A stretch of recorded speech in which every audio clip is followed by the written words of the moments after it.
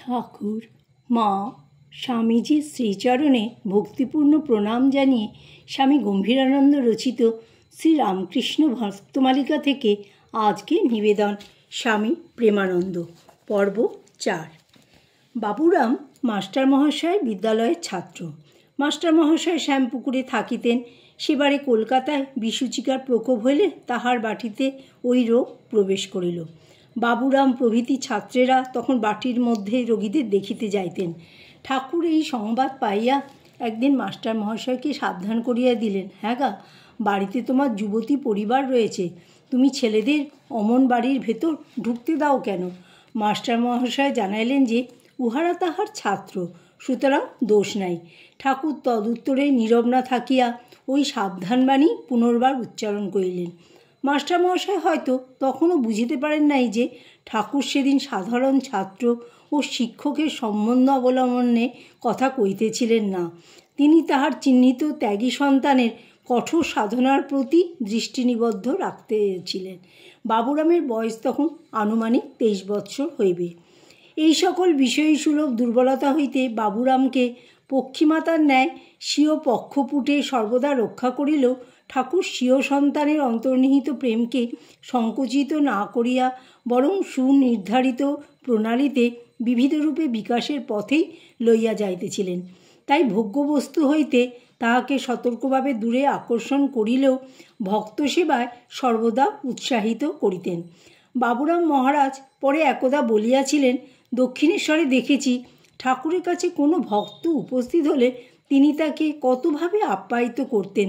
বলতেন, পান খাবেন? পান না খেলে জিজ্ঞাসা করতেন, তামাক খাবেন? আমাদেরও তাই অভ্যাস হয়ে গেছে। এই ভক্ত সেবার ভাব বাবুরাম মহারাজ উত্তরাধিকার সূত্রে পূর্ণ মাত্রাই পাইয়াছিলেন। ইহার নিদর্শন আমরা যথাস্থানে পাইব।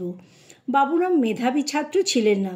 বিশেষত শ্রী রামকৃষ্ণের সান্নিধ্য লাভের পর ধর্মভাব বিশেষ উদ্দীপিত হওয়ায় বিদ্যালয় হইতে মন অনেকটা উঠিয়া গিয়াছিল। অতএব তিনি প্রবেশিকা পরীক্ষায় 1885 খ্রিস্টাব্দে উত্তীর্ণ হইতে পারিলেন না। পরীক্ষার ফল প্রকাশিত হইবার কয়েকদিন পরে বৈকুণ্ঠনাথ সান্যাল সহ বাবুরাম দক্ষিণেশ্বরে ঠাকুরের নিকট উপস্থিত হইলে কথা প্রসঙ্গে সান্যাল বলিলেন, ও পরীক্ষায় পাশ হয়নি। শুনিয়া ঠাকুর সহাস্যে বলিলেন, ভালোই তো, ও পাশমুক্ত হলো। যার যটা পাশ তার তটা পাশ, অর্থাৎ বন্ধন।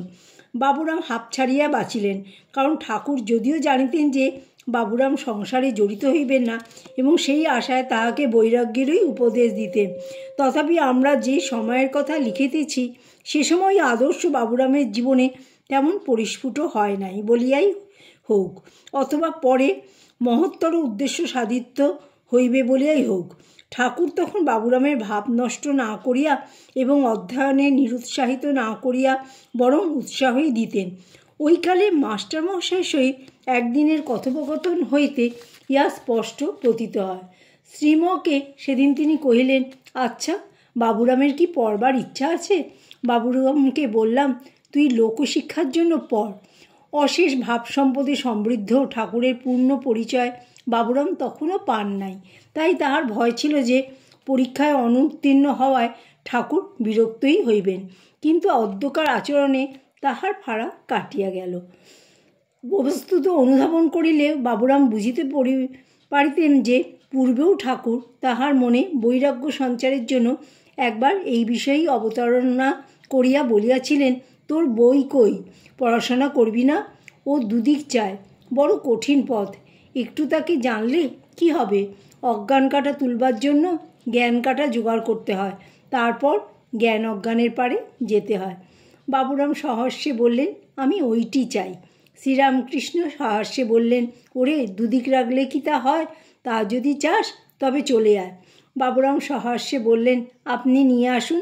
শ্রীরামকৃষ্ণ বললেন, তুই দুর্বল, তোর সাহস কম। আমি কামিনী কাঞ্চন ত্যাগী খুঁজছি, মনে করি এ বুঝি থাকবে। সকলেই এক একটা ওজোর করে। দরদি বাবুরামের উপর ঠাকুর কতখানি নির্ভর করিতেন তাহার একটি সুন্দর দৃষ্টান্ত রইয়াছে। ঠাকুর একদিন চৈতন্যলীলা অভিনয় দেখিতে যাইবেন। বাবুরামকে সঙ্গে লইলেন এবং বলিলেন, দেখ, সেখানে সমাধিস্থ হয়ে পড়লে সবাই আমার দিকে চেয়ে থাকবে আর গোলমাল করে উঠবে। আমার ওইরূপ হবার উপক্রম দেখলে অন্য বিষয়ে খুব কথা বলবি।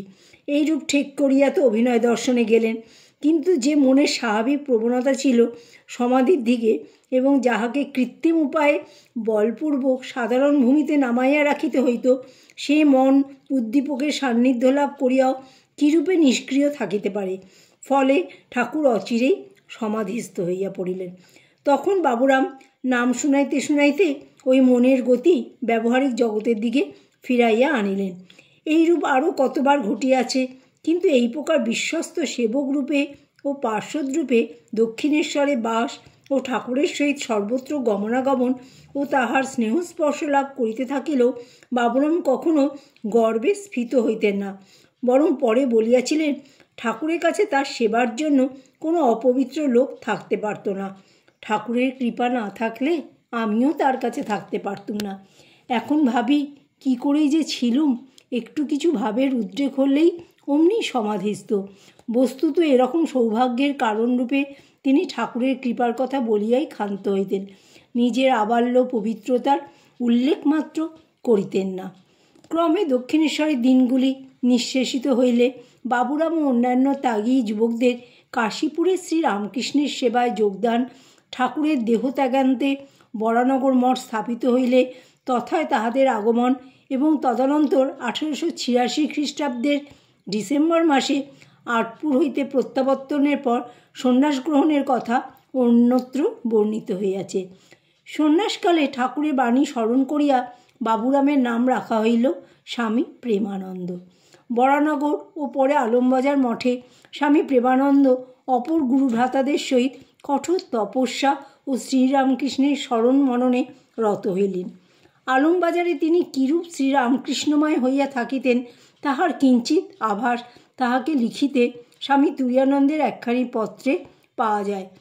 তোমাতে প্রভু ভিন্ন কিছুর তো আর স্থান নাই। মনে পড়ে মঠের একদিনের কথা। সে সময় মঠ আলমবাজারে ছিল। তুমি কথার ছলে সেদিন দৃষ্ট সকল পদার্থ হইতেই প্রভুর স্মৃতি জাগরিত করিতে লাগিলে।